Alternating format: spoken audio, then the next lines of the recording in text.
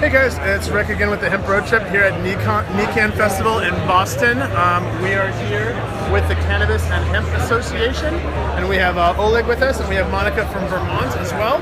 I want to just chat with you guys. Oleg, tell me a little bit about what you guys do and what you're here doing in Boston. Sounds good. My name is Oleg. I work with Magic Within Us. It's a company that brings to life projects that are cannabis related. So we're bringing products like U.S. manufactured vaporizers. We manufacture in Connecticut. We have CBD line, lock and key remedies that we're coming out with U.S. grown hemp that we're bringing to market at a affordable price for people. Today I'm here with the Cannabis and Hemp Association based out of New York, and we have a line of CBD products here. We're just representing New York, converging with the rest of the Northeast and working together. There's a lot of influential people here from all the Northeast states. We have visitors such as Rick, who made a trip all the way up here. So we're very honored to have everyone joining together, and everyone is very much willing to work together in progressing this plant. Cannabis, whether it's hemp, whether it's medical cannabis, there's representatives from the recreational side as well. But yeah, we're really excited to all work together. Perfect. And then Monica, what do you? Yeah, tell us what you're doing here. Your background. I'm Monica. I founded Henny Vermont, which is Vermont's premier source of cannabis news. We cover most of New England, and we've just been kind of paying attention to what's going on in Maine, Massachusetts, Vermont, and just kind of taking into account all of that. We're also doing some advocacy up in Vermont, trying to get things passed. Spending a lot of time at the State House, talking to legislators. My partner Eli's been doing a lot of that. He lives at the State House sometimes, just kind of trying to communicate with people, try and move things in a forward direction for Vermont. But we're here this weekend covering NECAN. It's been great, and we're excited to be here. So I've actually been to the Vermont State House, and they have a fantastic lunchroom, all organic. You can eat with legislators, amazing. Walk right in, no middle, it's just amazing. It's super big.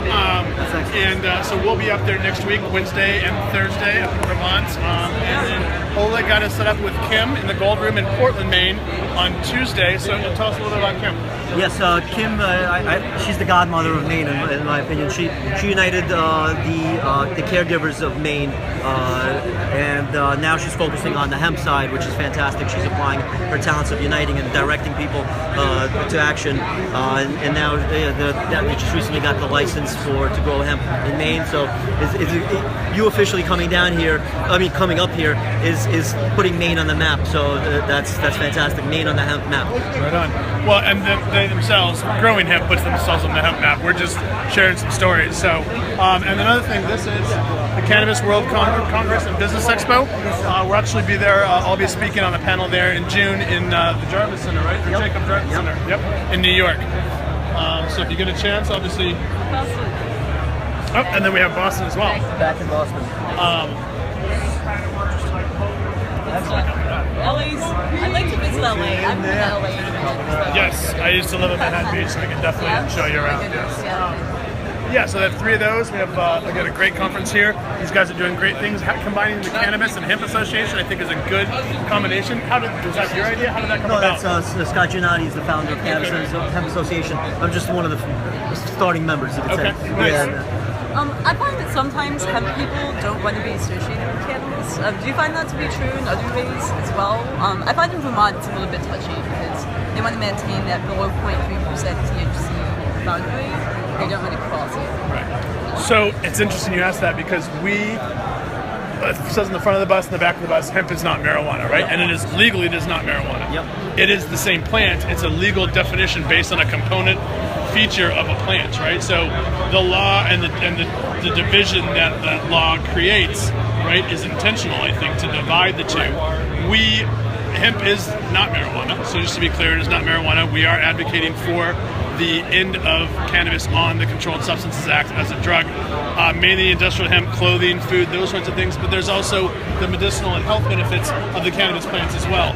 We've been very intentionally separating the two because legally it is separate, and there are separate bills. Right now there is no industrial hemp farming bill proposed in the Senate or the House federally. The only bill really available is Bernie Sanders, which takes Senate Bill 2237, takes hemp and cannabis off the controlled substances entirely, right? It doesn't distinguish and divide us as an industry. So to answer your question, we are for the legalization and the ability to allow farmers to grow this plant and make it into all sorts of things, the non-psychoactive portion of the plant. But those people that want to do stuff with the psychoactive portion of the plant, that's fine as well. It's way less harmful than alcohol, way less harmful than aspirin, way less harmful than water. You can overdose on water, you cannot overdose on cannabis, right? So we are hemp, and I mean hemp. Really, we try not to use the word marijuana at all because it's a racist term and it's a bad term. You said it great: medical cannabis, recreational cannabis, industrial cannabis, right? Those are the three types of the one plant. So that's where we do. There is separation, and we should be playing together. There's the marijuana lobby, the medical cannabis, the recreational cannabis, right? In Colorado, it doesn't play as well with the industrial because of the cross-pollination issues. So there's a lot of infighting. It's also a little bit complicated. I know Joe has Vermont have the same thing? Yeah, cross-pollination. Being in such a small state, I think it's just some concern to people. Well, also, it's tough for Vermont to get on fighting hemp as well because you need acres and acres. We're a really small state, so I don't think you can grow as much and say it from what I understand. But yeah, there are cross-pollination issues for sure. Well, I talked to your Department of Ag Director, Tim Smaltz, and he's, excuse me, last year when I was there, and he asked me that very question because in Colorado there's the battle between outdoor medical high THC cannabis and then outdoor industrial cannabis. And there's actually laws that prevent, or try to prevent pollination and cultivation in certain areas. But we had in Vermont, it's $25 to grow what you want. And the director of the Department of Ag, Tim, was asking me the other day, how should they put regulations in to regulate the medical cannabis and the recreational cannabis? And I said, really, it's a business decision. And that's what I think it is. If I'm going to grow medical cannabis, and we do in Colorado, I have a company that does in Colorado, I grow indoors and I protect it with filters. I don't want, but that's a business decision that we paid for those filters, we paid for that space. I want to protect my products, right?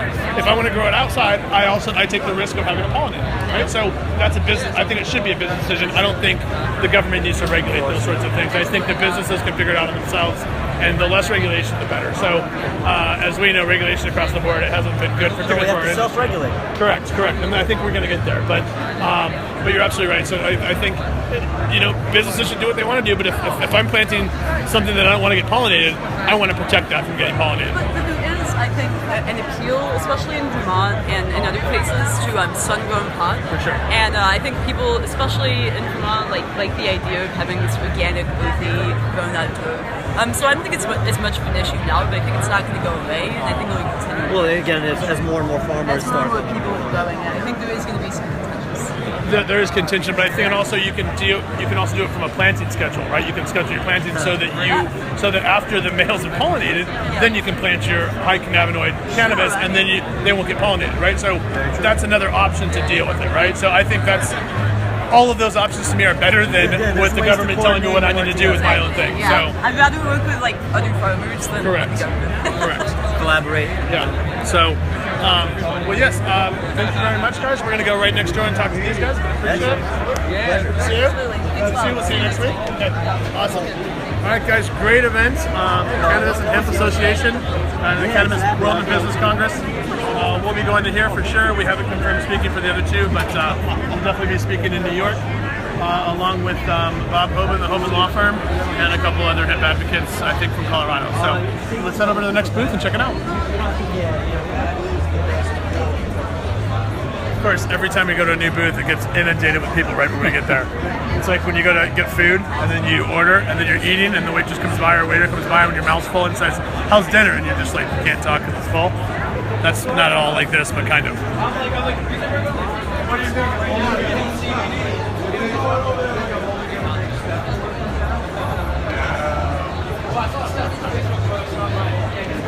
So here's a good example of all the different things that cannabinoids can do.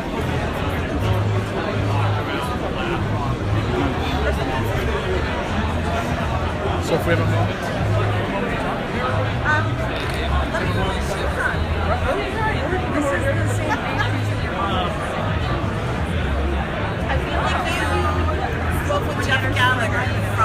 Our company before, maybe a year ago? Yes, that sounds right. Yes. Yeah. So I'm Rick, by the way. Hi, Rick and Brandy. Brandy, nice I to work meet for you. Jeff. Oh, nice. So here's So we're on it's called the Hemp Road Trip. We take a bus and go around the country. This is our 44th state, our second high THC cannabis festival. Awesome. So tell us a little bit about what US Hemp Wholesale does. Sure. So we try to offer lots of alternatives for people that are looking for CBD coming from industrial hemp. Okay. So that's our focus, making sure that we're staying below that 0.3% THC and keeping people healthy rather than high. And we're able to ship all over the country. So we offer retail, wholesale, and drop shipping services. So we try to make it as easy as possible for people to both get in and stay in the industry, and also to find products that work for them. And can I come over on this side? So the CBD that you get, it's all from industrial hemp, right? It is. Less than 0.3% THC. It Is it domestically produced, internationally produced? Where do you source? Great question. We're sourcing internationally. We're still sourcing from Europe. Okay. We would love to be going domestic, but until our lawyer greenlights us and tells us that we're good to go, we're sticking with the European route. So that just shows there's a direct financial harm being done by our government, because you're a viable company that's making hemp-based products, hemp-derived supplements, right, dietary supplements, and you would love to source from your own country, but you can't because the laws are ridiculous. So obviously we're trying to change that. We grow domestically hemp, but we have issues, because of the illegality of it on the federal level. Sure, and we want to support our farmers. For sure. And where are you guys based out of? Michigan. Okay, what part of Michigan? West Michigan, Grand Rapids area. Okay. Good area. Hi, family. If you're watching this, I don't think you're watching this. I'm pretty sure not watching this. Come visit. When you see this later, come visit. So tell us a couple of the products you have, and what's your best seller? What do you guys sell the most of? Oh, great question. We sell the most probably our pet products. So we've got some awesome pet tinctures here. We've also got tinctures for people. We have a wonderful topical line that's been going strong for the last 12 months or so. That's pretty fantastic. Our face serum, and then our muscle and joint salve, crazy good. All across the board. The pet products is this one. So tasty drops for pets. Hemp oil with cannabinoids with CBD. Yeah. Yep. Absolutely. And then how do you dose your pets? Like, let's say I have a Chihuahua. What would I give it to him for, and how do I dose it? Yeah, great question. So pets have the same endocannabinoid system that we do, right? And they're taking in a compound just like we are when we take CBD. So we have to figure out what works best for us. So we have some general guidelines for servings on the label, but if I'm talking about a Chihuahua, I'd probably say 3 or 4 drops, let them get acclimated, and then pay attention to your pet. See how it's working for them. If they're seeing some relief, but maybe need a little bit more, then up it from there. We do have some general guidelines on the labels, but for those little ones, just a few drops. For the big 100-pound beasts, like the one that I've got at home, then we do 15 drops or so. Okay. And can you give them, what happens if you give them too much? Can you give them too much? Well, it's an oil, so just like you or I, if we consume too much oil, you can vomit, right? You can get nauseous, get sick to your stomach. Other than that, there are no known side effects. Cats sometimes have a little trouble with it because they're true carnivores, so they might have a little trouble with the base oil, but not dogs. Yeah. Interesting. And then, the pet industry is a $16 billion industry, right? And so we love our pets. Yes, we do love our pets. So it's a fantastic industry to get into. Yeah. And what are you finding most of the people use it for? Is it like pet anxiety? Is it inflammation? Is it after surgery? Or is it just as a dietary supplement? Great question. Personally, my pet used it for anxiety. She was injuring her face when she was crated during the day because she was so anxious about being there. And we started putting her on this, and she was no longer damaging her face, but no change for personality, which was awesome. We also have a lot of customers that have aging pets, and they're trying to help them with inflammation-based issues in their hips and such. So I would say that those two, anxiety and inflammation, are probably the big two. We had a dog on our farm that had cancer, 17 years old, and kind of wandered around. We put a little CBD on their treat. It's like, is he up again? It's fantastic to see. It is great to see, and they love it. I mean, my dog, who's kind of a diva, will just eat it right up like it's a treat. She loves it. Well, thank you for your time. Thanks for what you do and being a domestic company that does hemp. I think it's fantastic. Check them out, US Hemp Wholesale. You guys have an online site, ushempwholesale.com. That is our wholesale site where you can reach out and find more information. Okay. Our retail site, madebyhemp.com. Madebyhemp.com. So, is this your first NECAN? Yeah. How's it been so far, first day? It's been great. It's been a lot busier than I thought. I've had a good time. Good. Awesome. Well, reporting from NECAN, this is Rick, and with the US Hemp Wholesale, and we'll see you guys next time.